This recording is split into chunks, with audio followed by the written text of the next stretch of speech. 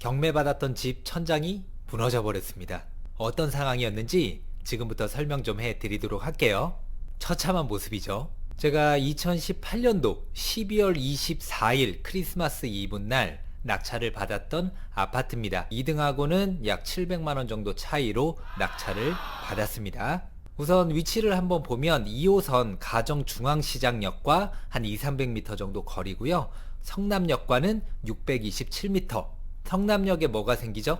아직 개통은 안 했지만 7호선이 개통이 될 예정입니다. 그렇다면 성남역은 더블 역세권이 되겠죠? 물론 초역세권 거리는 아니지만 분명히 이 아파트 가격에도 조금은 영향을 미칠 거라 생각을 합니다.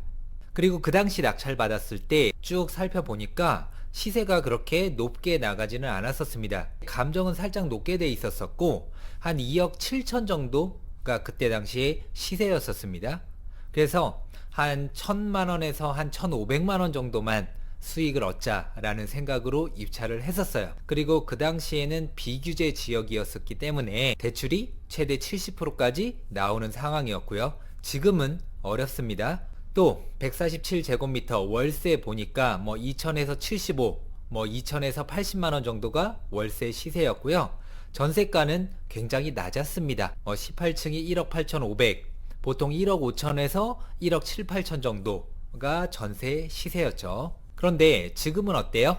2년 정도 흘렀잖아요. 지금 저는 2000에 80만원의 월세를 주고 있는 상황입니다. 지금 최근 거래된 것들을 보니까 작년 4월에 12층이 2억 9,500, 그리고 2020년 12월 한 달 전에 2억 9천만원. 2년 전보다는 시세가 확실히 올랐죠. 지금은 매물이 아예 없습니다. 그리고 인천에 있는 신축 아파트들 가격이 워낙 올라가 있다 보니까 구축의 중대형 평수들도 어느 정도는 조금씩 움직이고 있는 그런 상황입니다. 낙찰 받고 현장으로 찾아갔거든요. 굉장히 호의적으로 저를 맞아 주시더라고요. 그래서 내부 상태라든지 그런 것들을 꼼꼼히 확인을 할 수가 있었습니다. 세무자분께서 이쪽으로 이사 오기 전에 한 4년? 5년 전쯤 전체적으로 수리를 다 하셨더라고요. 그래서 집 내부는 굉장히 깔끔했습니다. 보면 북박이 장도 있었고 화장대도 다 새로 맞춘 거예요. 거실도 깔끔했고요. 그리고 뷰가 좋습니다. 동양이라 살짝 아쉽긴 한데 산 뷰죠. 신호를 건너긴 해야 되지만 세권이라고 할 수 있겠죠. 그리고 초등학교와 고등학교가 바로 길만 건너면 위치에 있습니다. 그래서 자녀를 둔 부모님들에게는 한국 아파트가 그래도 인기가 좋은 상황입니다. 그리고 이사 날짜가 됐어요. 세입자분께서 이사를 가신다고 해가지고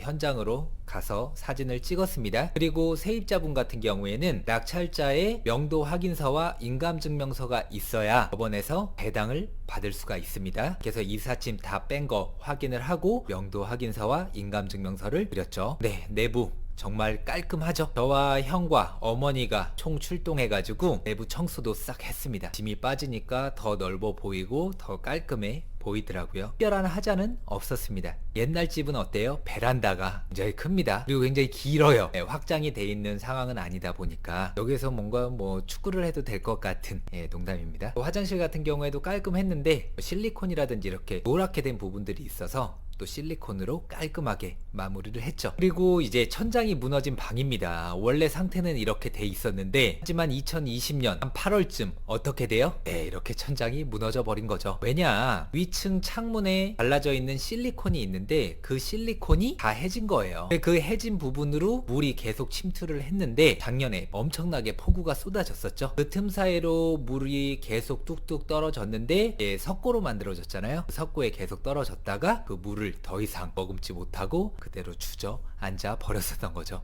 새벽에 정말 깜짝 놀랐습니다. 카톡 받고 다행히 다친 사람은 없었습니다. 천만 다행이죠. 수리비 같은 경우에는 위층에 책임이 있기 때문에 보상을 다 받았습니다.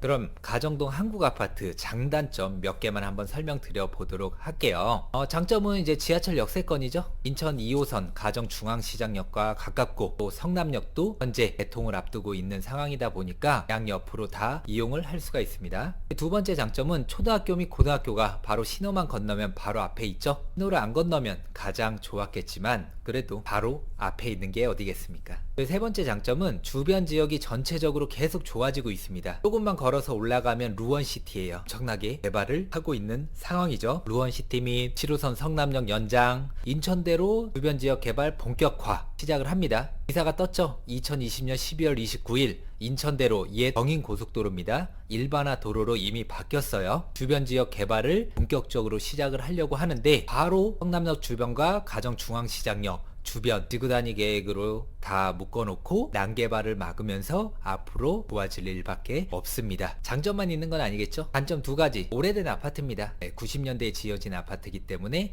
좀 많이 낡았죠. 그리고 대형 평수예요. 20평대나 30평대가 아니라 40평대이기 때문에 선호도에서 조금 떨어질 수밖에 없죠. 또 단점은 주변 환경이 별로 좋지 못해요. 그리고 개발되기까지는 굉장히 오랜 시간이 걸릴 거란 말입니다. 그래도 아까도 앞에서 설명드렸듯이 신축이 워낙 많이 치고 올라가는 상황이다 보니까 갭 차이가 너무 큰 거예요. 그런 상황에서 지금 현재는 2,000에 80 월세를 주고 있는데 2년이 된 상태에서 매도를 할지 아니면 조금 더 가지고 갈지 지금 고민을 하고 있습니다. 경매로 낙찰받아서 천장이 무너진 아파트 소개를 해드렸고요. 마지막으로 매도는 제가 한 3억 5천까지 오르면은 매도를 진행을 할 생각입니다. 다음에는 더 좋은 영상으로 찾아뵙도록 하겠고요. 궁금한 점 있으시면 언제든지 댓글로 남겨주시면 제가 최대한 빠른 속도로 궁금증을 해소시켜 드리겠습니다. 감사합니다.